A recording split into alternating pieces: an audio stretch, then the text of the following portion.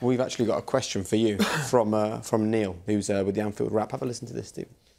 I thought it was really interesting when Gerrard Houllier took the captaincy off Hippier and gave it to Steven Gerrard. It's this idea, I think, that sometimes you can use something to motivate and shift a player on even more, and I thought it was, that worked at that time for Gerrard Houllier. What's always got my attention is how much of it's done away from the public eye. We can see that pointing and shouting on the pitch, or even leading by example as Steven did, and even great moments like when he took his top off at Fulham. What I'd like to know is how much of the work don't we see that goes into captaincy, how much of it happens behind the scenes, how much of it's training ground, how much of it's dressing room, and is that the way in which you find out who a leader really is, from the way they are in the quiet moments, not just when it's time to be loud?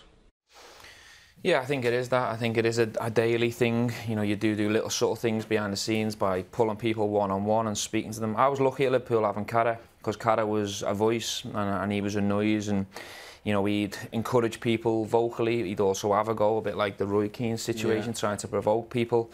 And I could go about it a different way, so I think we bounced off each other really well. So I think a big part of my captaincy was having Cara as my rock and, having my back, and everything I wanted to do, whether it be off the pitch or on the pitch, I knew I had his backing. And I think Frank and JT were probably the opposite. JT's vocal, Frank's the calm one behind the scenes. So I think captains also need a bit of backup around it as well, and Jamie certainly helped me do that. But a captaincy is a daily thing, not just when you turn up to play and put the armband on.